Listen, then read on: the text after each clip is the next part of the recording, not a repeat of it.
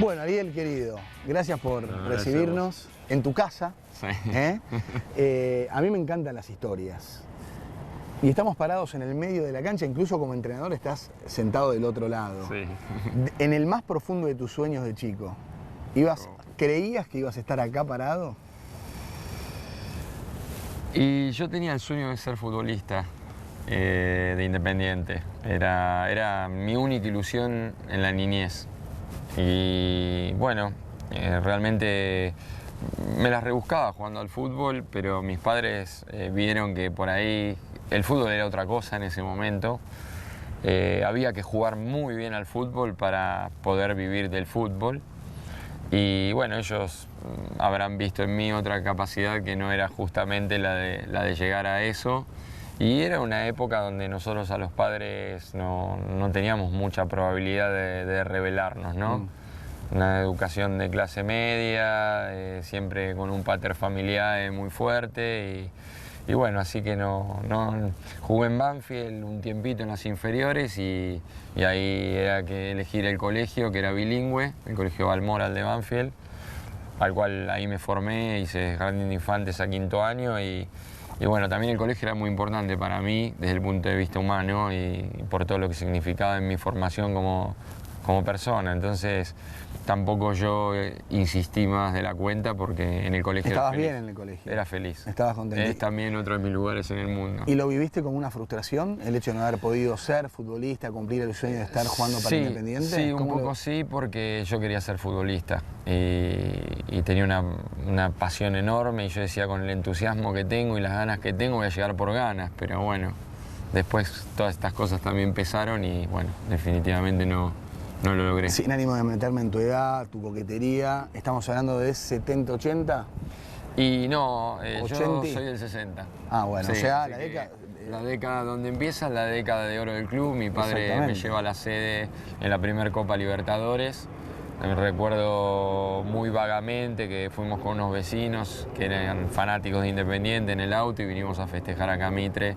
Y a partir de allí fue una tradición familiar que en cada copa veníamos a la sede todos y se continuó en mis hijas. Y bueno, ahora espero que mi nieto lo pueda volver a vivir. Qué loco, la verdad te digo, se me pone la piel de gallina me emociona muchísimo. de poder cerrar ese círculo que pocos, ¿no? Sobre todo vos que sos un outsider del fútbol, en definitiva. Sí, yo recién, mira, cuando estaba por entrar al estadio, que estaba a la salida de la escuela, di la vuelta por alrededor del estadio, que hacía mucho que no lo hacía, por venirse en el micro. Y yo decía tantas tardes con mi padre de chico, y bueno, es muy fuerte para mí. Esto es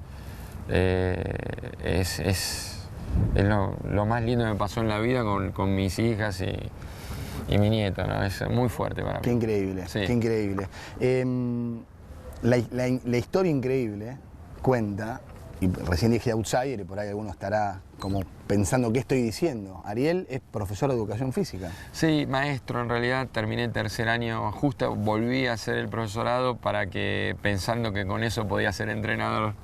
O sea, siempre la zanahoria estaba. No, sí. Siempre la tuviste. Sí, porque cuando yo dejo de jugar al fútbol para empezar a jugar al hockey a los 16 años, tampoco jugar al hockey era algo que me gustaba demasiado, pero me dieron un equipo, Luis Ancia, al cual yo admiraba. Me dijo, agarrá los B del club, que yo vamos a armar una línea B, el hockey no era lo que es ahora. Y yo ahí me di cuenta que mi verdadera vocación era ser entrenador. Independientemente de lo que fuera. Sí, y ahí... Entrenar y la docencia. Y ahí fue cuando me volví a conectar conmigo mismo y dije, este es el camino para llegar a Independiente. Hace poco estuvimos con el Chapa Retegui. Mirá lo que dijo de vos.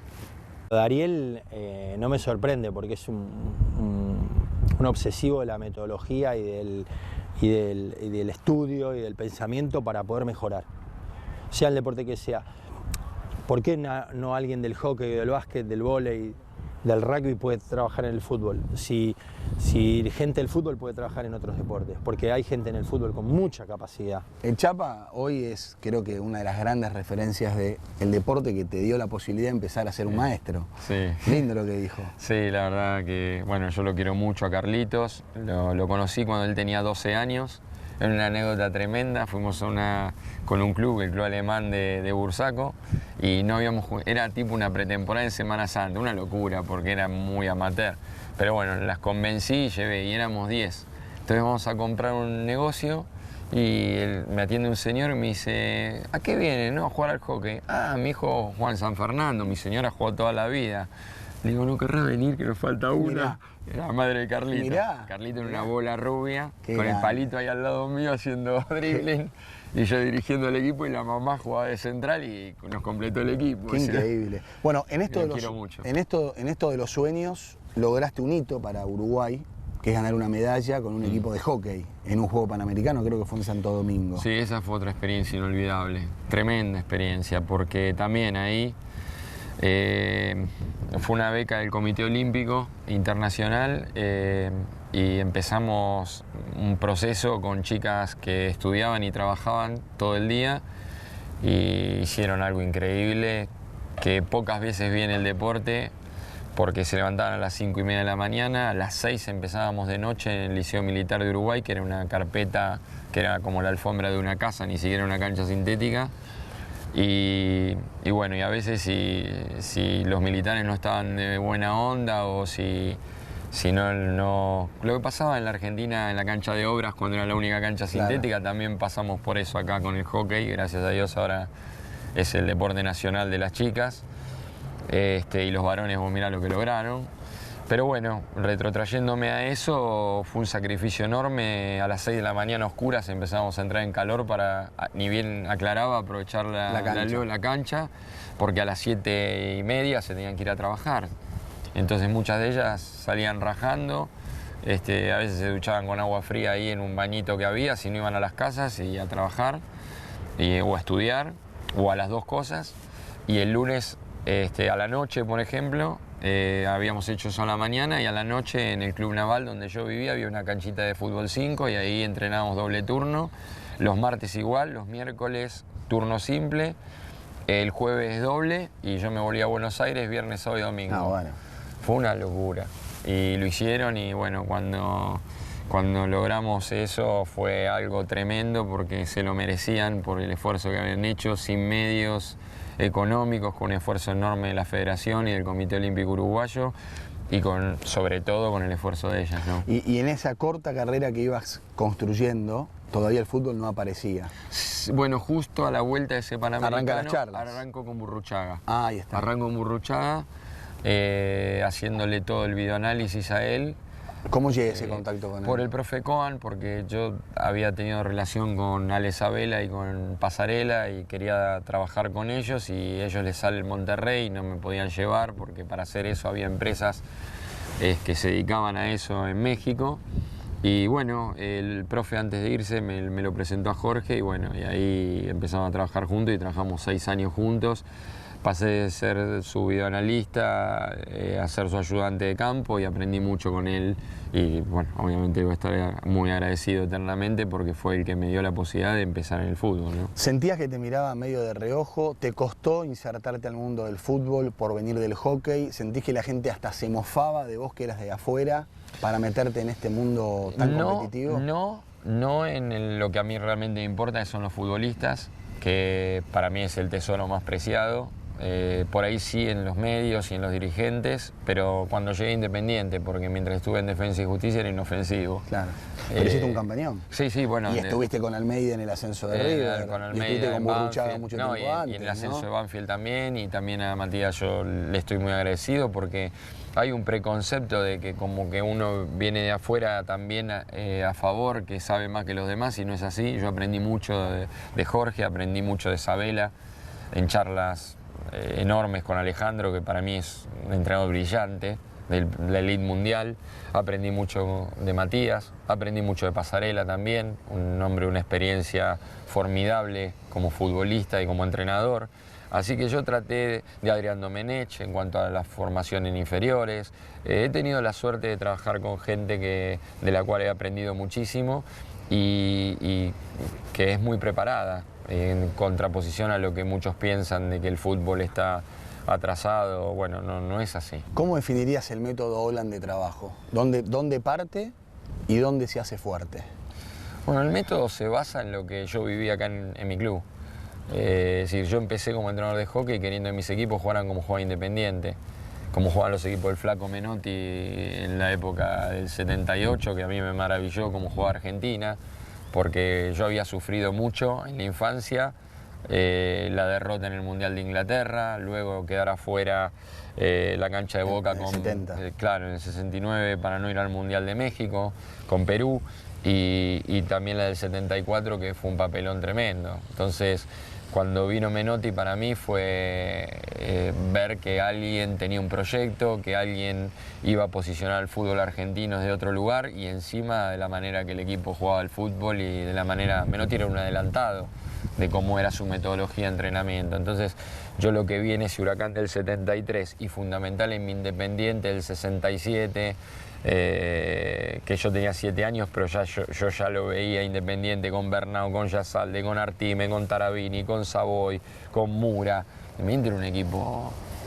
La década del 60 del 60 al 70 fue maravillosa, y después la del 70 fue la década que... La explosión. Sí, y la que a mí me selló como entrenador, porque ver a Bocini, ver a Bertoni, siempre con 3 delanteros, con mediocampistas de no solamente mucho juego, sino mucho corazón, con defensas sólidas, eran equipos completos. Entonces yo dije, bueno, en hockey quisiera que mis equipos jueguen así. Mirá. Así que lo que aprendí para ser entrenador de hockey lo aprendí del fútbol, es algo medio extraño. ¿Y hoy sentís la mochila de trabajar para volver a poner a Independiente en ese lugar? ¿Sentís la presión? Porque la No, verdad la te digo, responsabilidad. esta cancha estos últimos años ha sido un hervidero. Sí, sí. Es un hervidero. Sí, y fíjate que nos ha costado mucho ganar de local, tenemos que aprender a manejar esa ansiedad, pero no siento mochila, siento responsabilidad.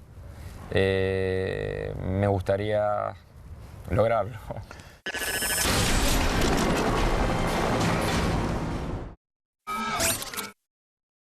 ¿Sos el loco de los drones? ¿Cómo es esto de los drones? Si supieran que no sé tanto de tecnología, ¿Cómo es esto? que tengo un grupo de gente que sí los maneja, y yo lo agarré la primera vez y lo estrellé en defensa contra un árbol. Mirá, dije, no lo toco y aparte más. valen caro. Sí. Mira, nosotros, a ver, yo no tenía auto y tenía 16 Polar S610. Y no tenía auto y tenía una Mac para trabajar con mi programa de análisis de video. Es una convicción para llevar adelante mi profesión, no es porque es una moda o porque creo que... Entonces todo lo que tecnológicamente vea que puede servir para que me entiendan mis futbolistas o mis deportistas mejor, lo utilizo. Y el dron, la función y la misión que cumple es poder desde un plano superior. Yo no entreno acá, porque si no, no tendría drones, pondría cámaras, claro, pondría duomos y ya está. Nosotros generalmente en los predios de los clubes no siempre hay andamios, no siempre hay... Entonces el dron lo que tiene de ventaja es que te filma de un plano, te abarca una gran cantidad de futbolistas, y para corregir es mucho más didáctico que si lo haces con una cámara ras de piso o sin video, porque pienso yo que cuando ellos se miran pueden aprender más rápido, inclusive desde su propia inteligencia, y me pueden enseñar a mí, porque ellos mismos también te pueden decir, no, pero fíjate, Ariel, que si yo me moví acá, vos me decís que me muevo acá, pero si yo me muevo allá me parece que es mejor. Déjamelo pensar, lo pensás y le decís, sí, tenés razón. Entonces es un enriquecimiento mutuo, es un proceso que es como bailar entre dos personas. Si una quiere bailar, la otra no, es imposible. Y creo que de eso se trata el coaching, y bueno, uno aprende mucho de los jugadores que tiene y crece con ellos. ¿Me acompañás a tu oficina de trabajo de los domingos? Sí. Yo tenía mi platea acá. Y yo cuando podía me rajaba allá y me iba a un costadito, me iba... o sea, la barra siempre estaba ahí, y yo, bueno, no quería quilombo con mi viejo porque él me había sacado la platea, entonces me iba solo. Un ratito. Y esa rebeldía de adolescente, con ¿no? River, con Boca, los Racing, era ahí. ¿Cómo manejás estas pulsaciones, aparte de ser hincha, parte de la historia, y tener razón a la hora de que seguramente mande a veces el corazón? Sí. No es fácil, vuelvo a repetirte, para mí hay que... O sea, a mí Independiente contrató un entrenador, no un hincha, Totalmente. Entonces, la pasión es la que yo sentí toda mi vida, porque lo primero que soy es entrenador antes de ser hincha. Yo siento ser entrenador, disfruto de lo que hago, no podría hacer otra cosa. Y realmente esa pasión es la que uno tiene que controlar, más allá de que coincide con la pasión de ser mi club. No es lo mismo, me imagino, que te puteen de Defensa y Justicia, que te puteen de River, a que te puteen de acá atrás. No, es lo mismo en el sentido de que uno, donde está, es su club. O sea, yo a Defensa le di todo y lo volvería a hacer en el club, porque es mi profesión, pero es muy difícil que vuelva a ocurrirme en la vida lo que me está ocurriendo ahora, y eso ya no va a ser que no lo pueda desarrollar mi profesión, pero sí esto es una bendición y algo que es muy fuerte para mí. Contanos cuando tu viejo te trajo por primera vez. Bueno, la primera vez fue a la sede y partidos no... Era muy chico yo para recordar partidos en la década del 70, un partido que había atajado Truccia,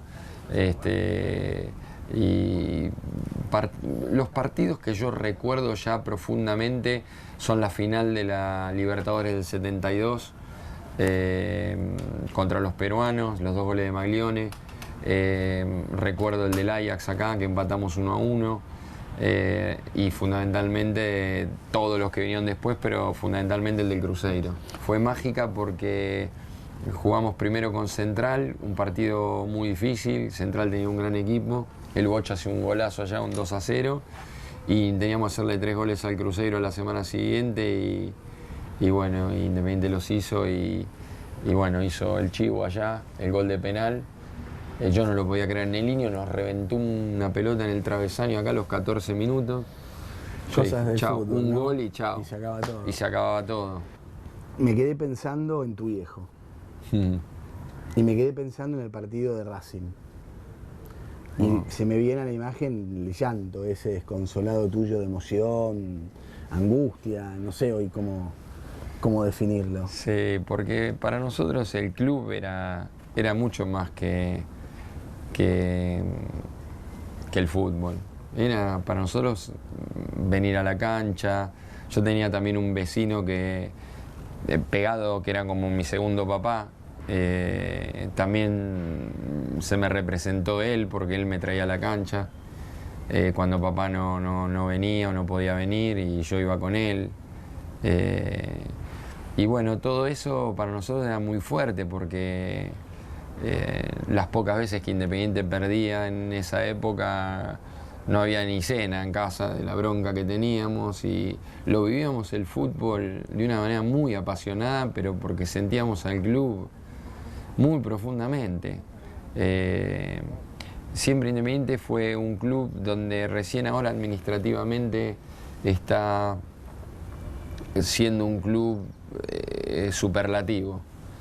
Pero en ese momento no teníamos una organización administrativa muy importante. Entonces vos te hacías socio, el cobrador no pasaba, si no venías a Avellaneda, pagaba los días de los partidos, entonces siempre la cuota se atrasaba, tenías contratiempo el día del partido, y eso por ahí hacía que a veces, hasta que me saqué la platea y bueno, ya teníamos el abono, y bueno, ya con el abono era distinto, estábamos un poco más organizados, pero antes venía a la cancha tampoco era tan fácil. Veníamos en el Cañuelas en el 51 o en tren. Mi papá y el vecino me enseñaron a pisar las vías, porque veníamos por las vías. Bajábamos en Pavón, ahí en un restaurante que hay ahí muy, muy conocido de Avellaneda, y venimos, cruzamos por las vías, estaban los cambios, entonces no había que pisar de determinada manera para no, por la duda, sí, para no te agarrar el pie. Era toda una cosa. Ya cuando venías por la calle, el Pato, lo que era la gente, la multitud. Y bueno, de ahí en adelante no me perdí nada, vi todos los campeonatos. La campaña del 2002, del último campeonato, fui todos los partidos. No, era Independiente. Yo creo que todos tenemos esa pasión, porque generalmente los varones en la Argentina nacemos con una camiseta y una pelota. Luego, bueno, cada uno elige su profesión, se va, la pasión no se atenúa nunca, pero uno va pudiéndola conducir, porque si no, no se puede hacer nada. Pero creo yo que lo que siento yo es lo que siente seguramente la gente de River, la gente de Boca, la gente de Racing. Bueno, laburaste con Almeida, que era hincha de River. Sí, ¿no? absolutamente. Imagino que para él ese momento, sí, para vos, ese desafío fue también una institución impresionante, que te envuelve porque es un club gigantesco, y fue una experiencia inolvidable y que a mí me hizo aprender muchísimo como entrenador, porque fue una coyuntura muy compleja. Bueno, cuando nosotros éramos chicos, pensar que Independiente o River se pudieran ir al descenso, imposible. Y yo cuando preparaba las charlas y ponía River, Boca Unido de Corrientes, decía, esto es una película de terror, pero no por Boca Unido, sino por la gran historia de River, ¿no? Así que fue una etapa donde fue un aprendizaje tremendo, una presión enorme, porque como le debe haber pasado a la gente que estuvo en Independiente en ese momento, era la obligación, no se podía festejar un ascenso, pero también por otro lado fue complicadísimo ascender porque teníamos un gran equipo, teníamos grandes futbolistas, Matías como entrenador también poniéndole todo, todos nosotros tratando de colaborar con él, pero la verdad fue un momento durísimo y que nos posibilitó, insisto, un gran aprendizaje. El que te escucha da la sensación de que si fuera por vos, te quedás en Independiente toda la vida. Sí, no tengas duda. Lo que pasa es que en el fútbol argentino no es sencillo llevar adelante eso porque depende de los resultados, pero me voy a quedar toda la vida porque va a seguir siendo mi club y voy a estar hasta el momento que crea que no le puedo ser más útil o que los directivos consideren eso. Pero nunca me voy a alejar porque es mi club y soy socio ya más de 20 años, mis hijas son socias, mi nieto es socio desde antes de nacer, antes de que vaya. Yo nací un 14 de septiembre, mi nieto nació el 15, mi hija me dijo en mi cumpleaños, papá, no me siento bien, creo que mañana me voy a internar. Me llamó a la mañana, me dijo, bueno, me voy porque me parece que van a ser Felipe. Y yo dije, bueno, yo ya sé lo que tengo que hacer. Lo primero que hice fue me cambié, me bañé, me puse perfume, me vestí bien y me fui a la sede. Y le dije a las chicas, yo lo único que pude cantar es desde el día en que nací. Yo quiero que mi nieto diga desde el día de antes de nacer, soy hincha Independiente. Y para cerrar la nota, que me parece una historia maravillosa la que acabas de contar, ¿cómo te imaginás paradito acá y Felipe cantando que de la mano de Ariel Holland, todos la vuelta vamos a dar? Eso no me importaría tanto como levantar una copa. Amigo. Gracias, Muchas gracias. Ariel Holland, hincha de Independiente y entrenador del equipo.